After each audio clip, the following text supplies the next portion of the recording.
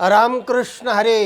सज्जन हो, आज आषाढी वारीच्या निमित्ताने आपणाला संत चोखोबारायांचा अभंग ऐकवित आहे. विठ्ठल विठ्ठल गजरे गजरे, दुम दुमले पंढरे, अवघी दुम दुमली पंढरे.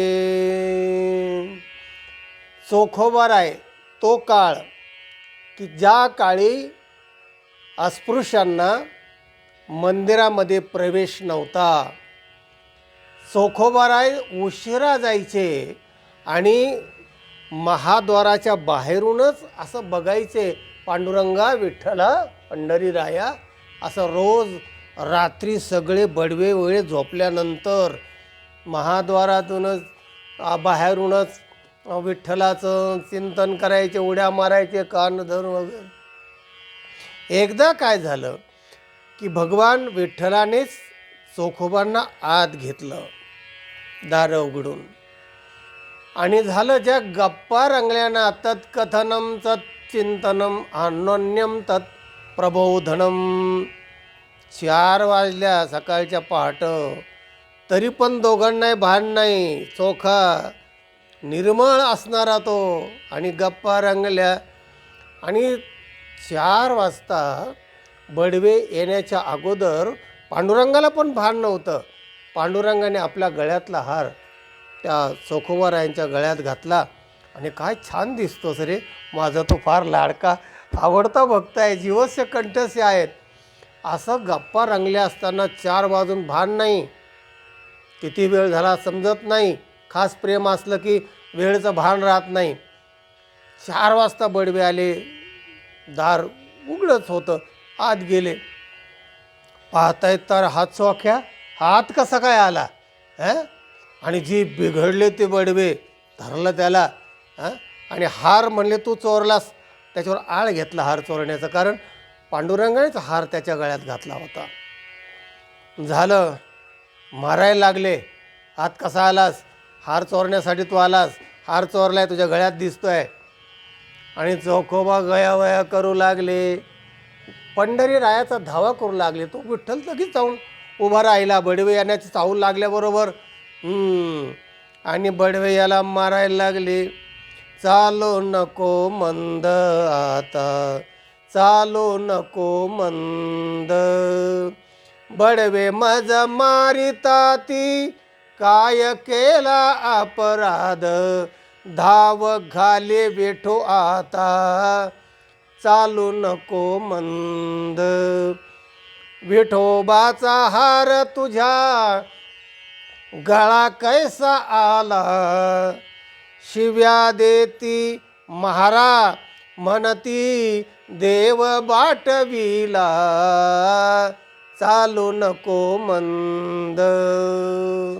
देवा, अरे धाव घाल बाबा, यांना सोडव. आणि फरफटत ते नेत होते बाहेर, हाणीत होते, लाथाबुक्क्याने मारित होते, आणि चोखोबा धावा करीत होते. असा तो काळ होता बघा. आणि त्या चोखोबारायांचा हा आजचा अभंग आहे. किती भगवंतावर प्रेम असावं, किती तिथे मार खावा लागला, आत जाता येत नव्हतं, तरी पण पांडुरंगाने अरे मला आत घेतलं, मी आलो नाही. त्यांना बडव्यांना कळकळून तो सांगत होते, बडवे ऐकत नव्हते, बडवीतच होते. सांगायचा मुद्दा ते चोखोबाराय पंढरीरायाबद्दल, पंढरीबद्दल आणि आषाढीबद्दल काय म्हणतात ऐका. काय म्हणतात, विठ्ठल विठ्ठल गजरे गजरे, दुम दुमले पंढरे, अवघी दुम दुमले पंढरे. विठ्ठलाच्या नामाने सगळी पंढरी दुमदुमून गेली. विठोचा गजर हरी नामाचा, झेंडा रोविला वाळवंटे, चंद्रभागेच्या काठी डाव मांडिला. विठ्ठल विठ्ठल गजरी गजरी, दुमदुमली पंढरी. चोखोबाराय म्हणतात सगळी पंढरी दुमदुमून गेली, निनादून गेली. टाळ मृदंगाचा आवाज, जयघोष होतो नामाचा गजर, दिंड्या पताकांचे भार. नामाचा गजर चाललाय, विठ्ठल विठ्ठल विठ्ठल विठ्ठल विठ्ठल. होतो नामाचा गजर, पुंडलिक वरदारी विठ्ठल, दिंड्या पताकांचे भार. निवृत्ती ज्ञानदेव सोपान, अपार वैष्णवते जान. विठ्ठल विठ्ठल गजरी गजरी, दुमदुमली पंढरी. हरे कीर्तनाची दाटी, जिकडे तिकडे कीर्तन चालू आहेत. कीर्तनकार कीर्तन करतायत, साथीदार साथ करतायत.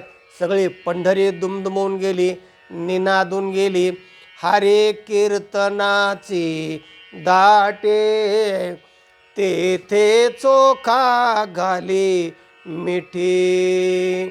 विठ्ठल विठ्ठल गजरे गजरे, दुमदुमली पंढरी. चोखा घाली मिठी, संतांच्या पायावर मिठी घालतोय चोखोबाराय आणि गजर जिकडे तिकडे चाललेला आहे.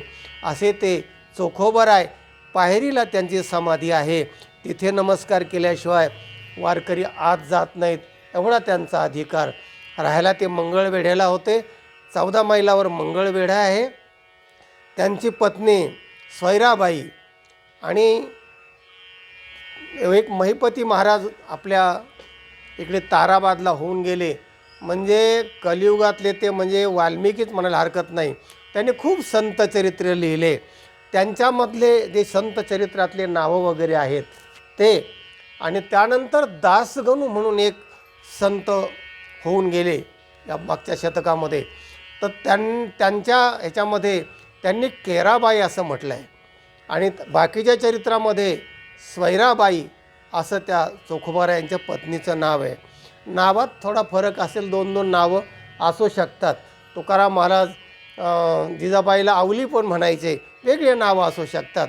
असो, त्यांचा मुलगा कर्ममेळा. आणि त्या चोखोबारायांचं वर्णन करताना चोखोबाचा जो मेव्हणा होता ना, बंका, तो काय म्हणतो चोखोबाबद्दल? तो म्हणतो आहे, चोखा चोखट निर्मळ, त्याचे अंगी नाही मळ. तळमळ असली ना की तळातला मळ निघून जातो आणि ओढ असली की ओढा जो असतो ना तो तिथपर्यंत ओढून नेतो. तेव्हा तळातला मळ जाऊन निर्मळ असणारे जे चोखोबाराय होते आणि त्यांचा हा अभंग आहे. विठ्ठल विठ्ठल गजरे गजरे, दुमदुमली पंढरी. सज्जन हो, हा व्हिडिओ इतरांना पाठवा, लाईक करा. ज्यांनी चॅनलला सबस्क्राईब केलं नाही त्यांनी जरूर सबस्क्राईब करा. ज्ञान ऐकत राहा, वाटेत राहा, आनंदी राहा. रामकृष्ण हरी.